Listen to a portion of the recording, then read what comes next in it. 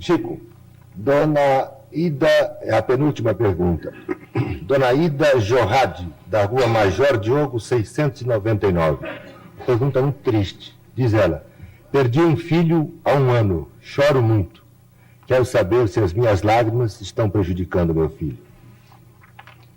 Quando as lágrimas nascem do nosso reconhecimento a Deus pelos benefícios que recebemos, quando as lágrimas refletem a nossa saudade tocada de esperança, os nossos amigos desencarnados nos dizem que as lágrimas fazem a eles muito bem, porque elas são luzes no caminho daqueles que são lembrados com imenso carinho.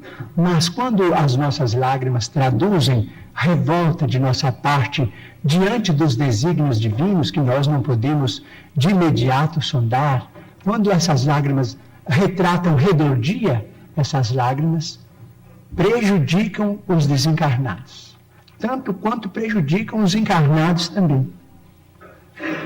Muito bem. E aqui está a última pergunta da noite, Chico, deste primeiro pinga-fogo, porque certamente você irá comparecer a outros. Carlos Alexandre Cavalieri está no auditório. Com base na sua explicação da criação de uma vida em um tubo de ensaio, pergunto: primeiro, como se daria a ligação do perispírito? Segundo, o novo ser nasceria sem as neuroses provocadas por possíveis desentendimentos entre os pais? E terceiro, como se manifestaria o amor maternal e filial se esse se inicia normalmente na fase uterina?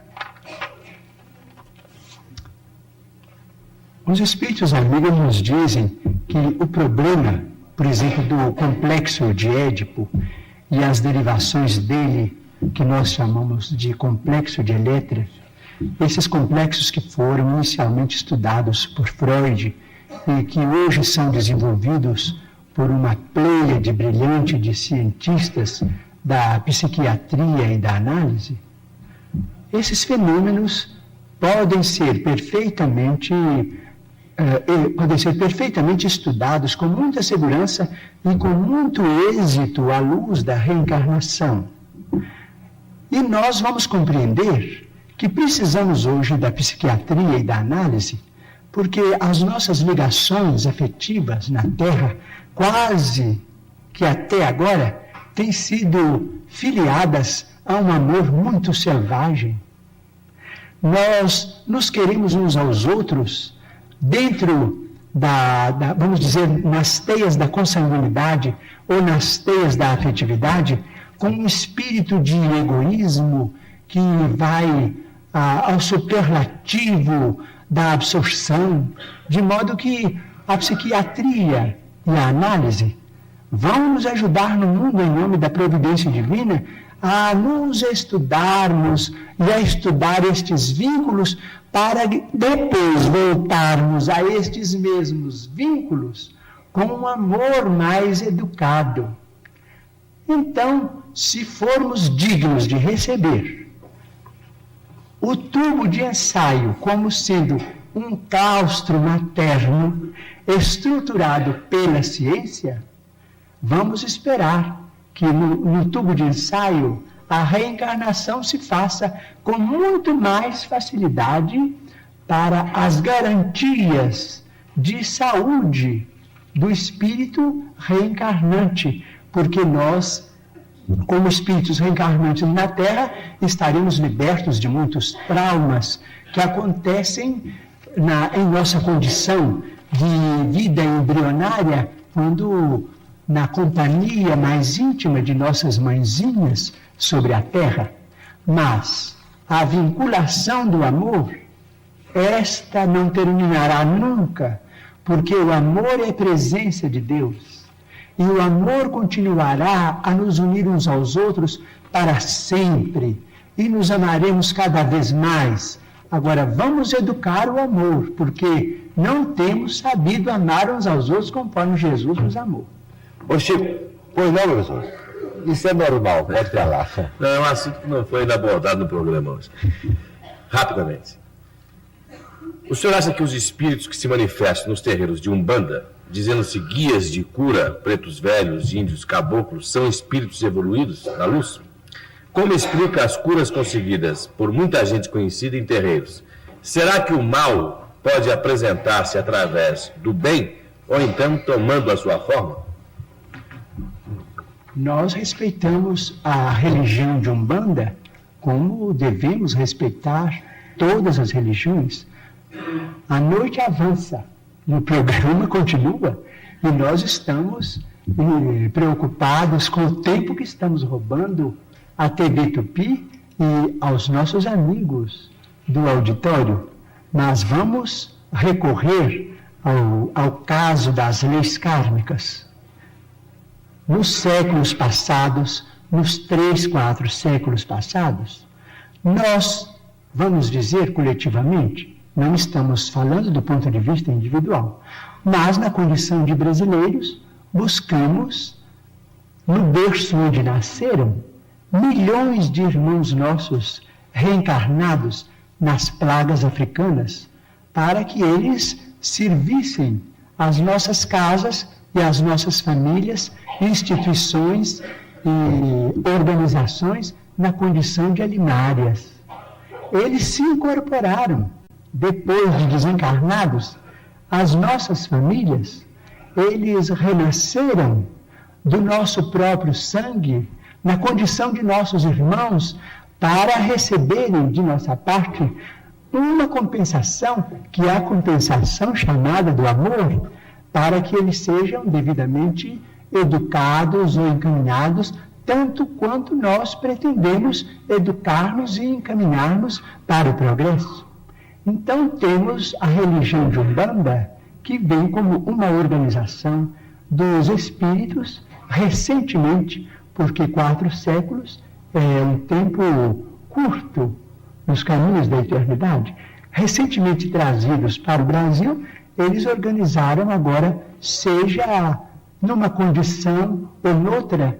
Nós no Brasil não conseguimos pensar em termos de cor, nós todos somos irmãos, de modo que eles organizaram uma religião sumamente respeitável também. Eles também veneram Deus com outros nomes, veneram os emissários de Deus com outros nomes. Respeitamos-los todos e acreditamos que em toda parte onde o nome de Deus é pronunciado, o bem pode se fazer.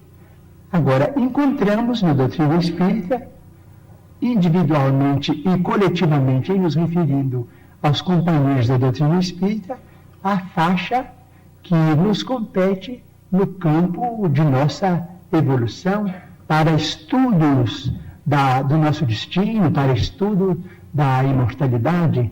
Quanto a problemas de curas, permitimos-nos lembrar uma coisa, é que às vezes nós pedimos socorro a determinadas organizações para a cura imediata de determinados impedimentos físicos. Essa cura parece, talvez, forçada por nossas exigências, porque muitas vezes os nossos irmãos trazidos das plagas africanas se habituaram, de certo modo, a obedecermos quase que cegamente. Eles se afeiçoam a nós com uma afeição, vamos dizer, terrível, do ponto de vista do egoísmo, de que nós todos, por enquanto, principalmente em se referindo a mim, somos portadores. Então, exigimos uma cura que se faz de imediato no campo físico, mas nos esquecemos de que, às vezes, a cura física é um caminho para encontrarmos mais adiante desastres morais de consequências imprevisíveis. Então, se as curas demoram no ambiente kardeciano, ou se demoram no campo da medicina, vamos respeitar o problema dessa demora, dessa dilação, porque aquilo se verifica em nosso próprio benefício. Porque muitas vezes uma doença física ou determinada provação em nossa vida doméstica nos poupa de acidentes afetivos ou acidentes materiais ou de fenômenos extremamente desagradáveis em nossa vida. Muito bem. Há aqui uma pergunta extra, eu havia encerrado, mas eu não posso deixar de fazê-la, isso em respeito ao telespectador, ao esforço do telespectador, que nos telefona nesta altura da noite, da cidade de Machado, lá no sul de Minas, Chico, para dizer que a imagem no Canal 4 está chegando lá como um cinema, estourando na cidade de Machado como um cinema. E ele pergunta a você, gostaria de saber se Judas foi um traidor ou fazia parte de um programa para salvar Jesus Cristo? Sinceramente, eu sou uma formiguinha diante de um processo que teve consequências tão grandes na história da humanidade.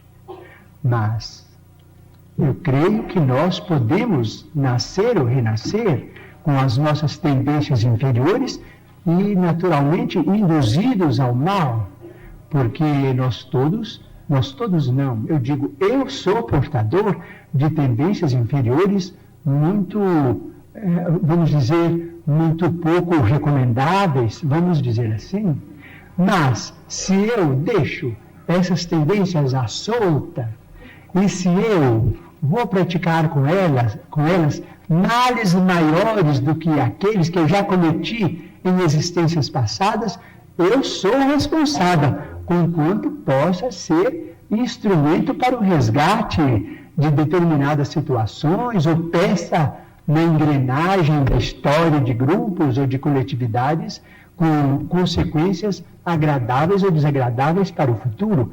Individualmente, nós devemos pensar que nós temos determinadas tendências, vamos dizer, tentações, mas devemos resistir às tentações. Creio que Judas poderá ter renascido com tentações muito grandes para se apropriar da autoridade política e de exigir que nosso Senhor Jesus Cristo tomasse as rédeas do poder humano. Acredito. Mas creio que ele não devia ter deixado essas tendências assumirem o caráter que assumiram. É o que eu penso. Muito bem, Chico Xavier, chegamos ao fim do Pinga Fogo.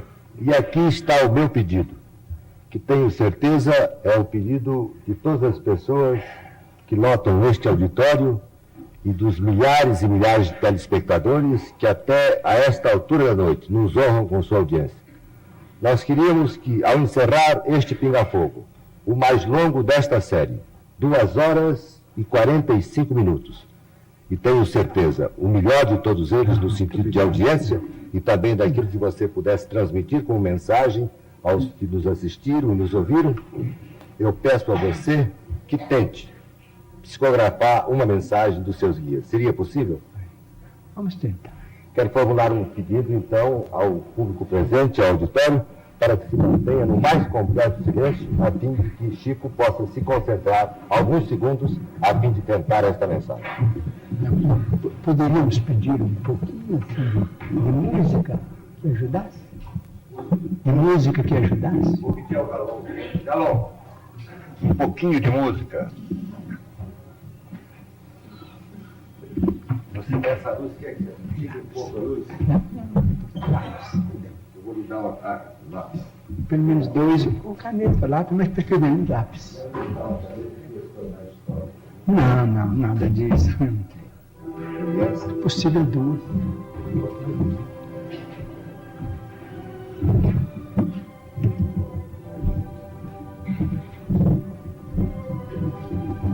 Muito obrigado.